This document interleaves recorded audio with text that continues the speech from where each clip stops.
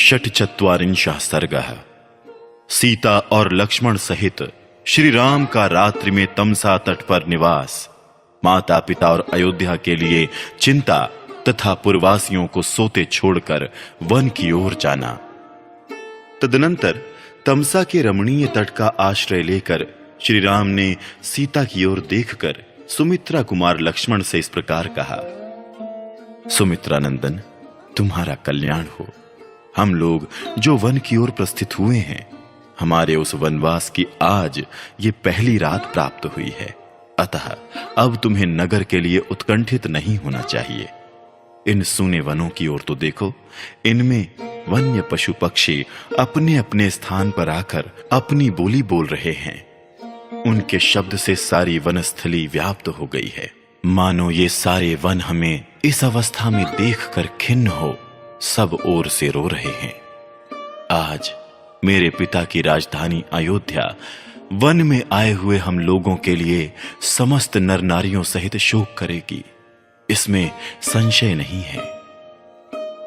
पुरुष सिंह, अयोध्या के मनुष्य बहुत से सद्गुणों के कारण महाराज में, तुम में, मुझ में तथा भरत और शत्रुघ्न में अनुरक्त हैं।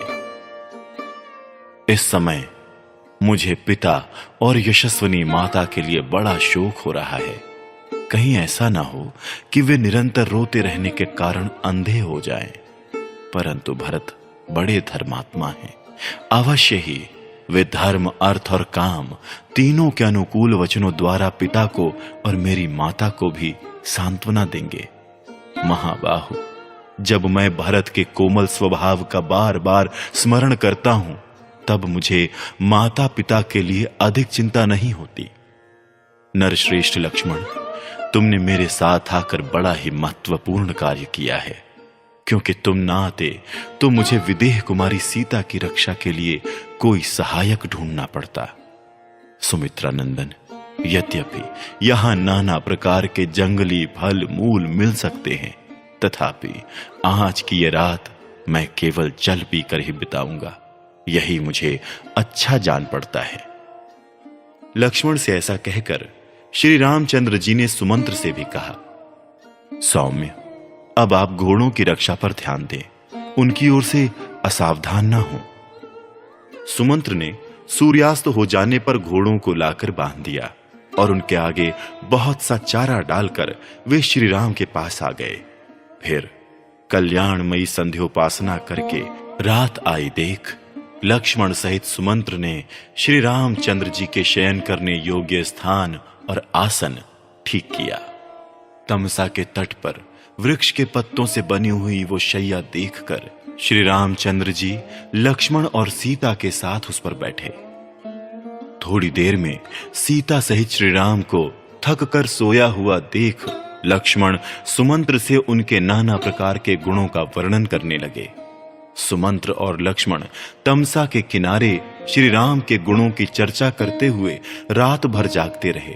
इतने ही में सूर्योदय का समय निकट आ गया। तमसा का वो तट गौओं के समुदाय से भरा हुआ था।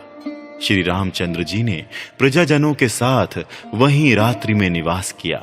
वे प्रजाजनों से कुछ दूरी पर सोए थे। महातेजस्वी श्री राम तड़के ही उठे और प्रजाजनों को सोते देख पवित्र लक्षणों वाले भाई लक्ष्मण से इस प्रकार बोले, सुमित्रा कुमार लक्ष्मण, इन पुरवासियों की ओर देखो। ये इस समय वृक्षों की जड़ से सटकर सो रहे हैं। इन्हें केवल हमारी चाह है। ये अपने घरों की ओर से भी पूर्ण निरपेक्ष हो गए हैं। हमें लौटा ले चलने के लिए ये जैसा उद्योग कर रहे हैं, इससे जान पड़ता है ये अपना प्राण त्याग देंगे, किंतु अपना निश्चय नहीं छोड़ेंगे। अतः जब तक ये सो रहे हैं, तभी तक हम लोग रथ पर सवार होकर शीघ्रता पूर्वक यहां से चल दें। फिर हमें इस मार्ग पर और किसी के आने का भय नहीं रहेगा। अयोध्यावासी हम लोगों के अनुरागी हैं। जब हम यहां से निकल चलेंगे, तब उन्हें फिर अब इस प्रकार वृक्षों की जड़ों से सटकर नहीं सुनना पड़ेगा। राजकुमारों का यह कर्तव्य है कि वे पुरवासियों को अपने द्वारा होने वाले दुख से मुक्त करें, न कि अपना दुख देकर उन्हें और दुखी बना दें। ये सुनकर लक्ष्मण ने साक्षात धर्म के समान विराजमान भगवान श्री राम से कहा, परम बुद्धिमान आर्य, मुझे आपकी राय पसंद है, शीघ्र ही रथ पर सवार होइए। तब श्री राम ने सुमंत्र से कहा, प्रभु आप जाइए और शीघ्र ही रथ जोत कर तैयार कीजिए, फिर मैं जल्दी ही यहां से वन की ओर चलूंगा।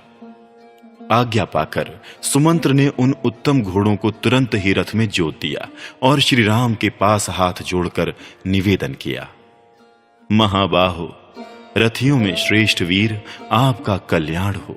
आपका ये रथ जुता हुआ तैयार है, अब सीता और लक्ष्मण के साथ शीघ्र इस पर सवार होइए। श्री रामचंद्र जी सबके साथ रथ पर बैठकर तीव्र गति से बहने वाली भंवरों से भरी हुई तमसा नदी के उस पार गए। नदी को पार करके महाबाहु श्री राम ऐसे महान मार्ग पर जा पहुंचे जो कल्याणप्रद, कंटक रहित तथा सर्वत्र भय देखने वालों के लिए भी भय से रहित था।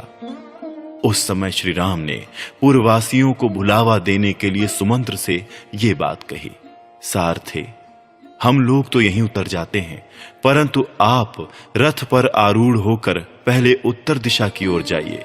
2 घड़ी तक तीव्र गति से उत्तर जाकर फिर दूसरे मार्ग से रथ को यहीं लौटा लाइए। जिस तरह भी पूर्ववासियों को मेरा पता ना चले, वैसा एकाग्रता पूर्वक प्रयत्न कीजिए। श्री रामचंद्र जी का ये वचन सुनकर सारथी ने वैसा ही किया और लौटकर पुनः श्री राम की सेवा में रथ उपस्थित कर दिया। तत्पश्चात सीता सहित श्री राम और लक्ष्मण, जो रघुवंश की वृद्धि करने वाले थे, लौटाकर लाए गए उस रथ पर चढ़े।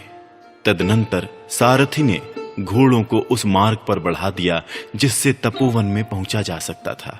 तदनंतर सारथी सहित महारथी श्री राम ने यात्रा कालिक मंगल सूचक शकुन देखने के लिए पहले तो उस रथ को उत्तराभिमुख खड़ा किया, फिर वे उस रथ पर आरूढ़ होकर वन की ओर चल दिए। इस प्रकार श्री वाल्मीकि निर्मित आर्ष रामायण आदि काव्य के अयोध्या कांड में 46वां सर्ग पूरा हुआ।